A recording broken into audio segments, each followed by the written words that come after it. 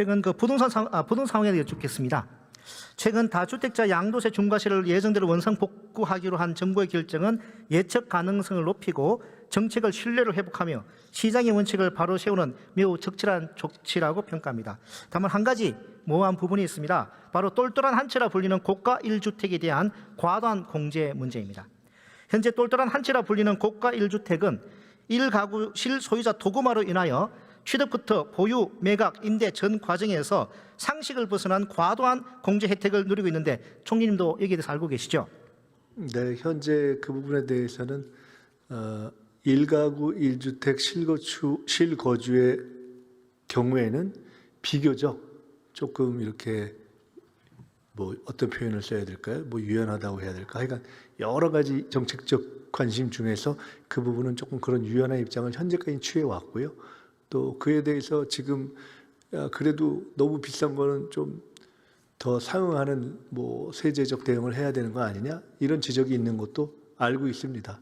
다만 현재로서는 그런 입장을 유지하고 있다 이렇게 말씀드리겠습니다. 네, 총리님 말씀하신 것처럼 1가구 실소유자라는 얼핏 들으면 일리에서 보이는 그 부분 때문에 너무 과도한 혜택이 지금 주어져 왔기 때문에 많은 문제가 생기고 있는 것 같습니다. 좀 말씀드려 보겠습니다.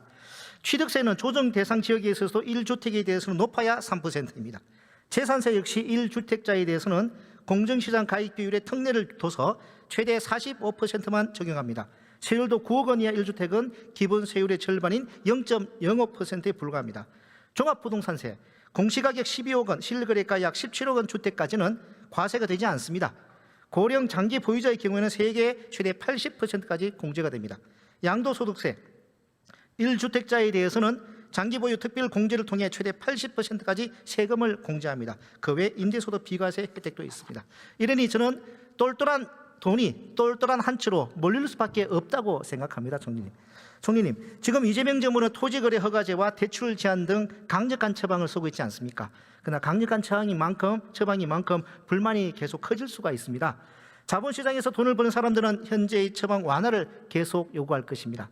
그런데 똘똘한 한 채라는 구멍을 그대로 둔 채 규제를 완화하면 자본시장의 막대한 유동성이 일거에 똘똘한 한 채로 밀려드는 머니 무브 현상으로 부동산 시장이 다시 불장이 될 가능성이 매우 우려됩니다.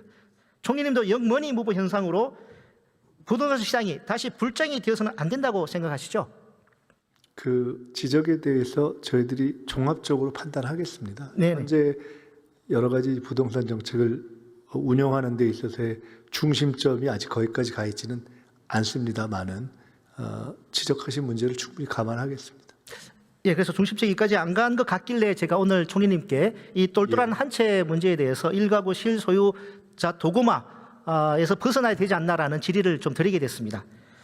총리님, 그 여당 일각에서 과거 민주정부의 부동산 정책 트라우마 때문에 지방선거를 앞두고 보유세 등 부동산 세제를 손보는 것에 대해서 우려하는 목소리가 있는 것으로 알고 있습니다. 지난 민주정부 당시에는 부동산 보유세의 도입과 강화가 임기 중반을 넘어 단행되었기 때문에 한계가 있었다고 생각합니다. 지금은 다릅니다. 이재명 정부 임기 초반입니다. 임기 초반에 보유세 정상화 등 부동산 세제의 원칙과 방향을 분명히 하고 임기 후반까지 흔들리지 않고 유지한다면 그 효과를 분명히 발휘할 수 있다고 생각합니다만 총리님 생각 어떠십니까? 저희가 꼭 선거를 앞두고 세제 문제에 대해서 조심성을 갖고 있다는 것은 실제 아닙니다. 그것은 일반적으로 우리 이재명 대통령님께서 일관되게, 저도 비슷한 생각입니다만은 가급적 여러 가지 정책 중에 세제를 강화하는 정책으로 혹은 세수 혹은 다른 정책 목표를 달성하는 것이 가급적 최후의 수단은 아니더라도 그런 쪽에 좀 뒷순위다라는 보고 있는 생각이 있는 편입니다. 그래서 그런 측면이 있지만 꼭 선거 때문에 그런 것은 아니고요. 그러나 동시에 이재명 대통령님께서 말씀하신 것처럼 우리는 가령 부동산 정책 하나만 놓고 볼 때도 공급, 수요 억제, 세제 등 모든 정책의 어느 것도 원칙적으로 배제하고 있지는 않다. 이렇게 말씀드리겠습니다.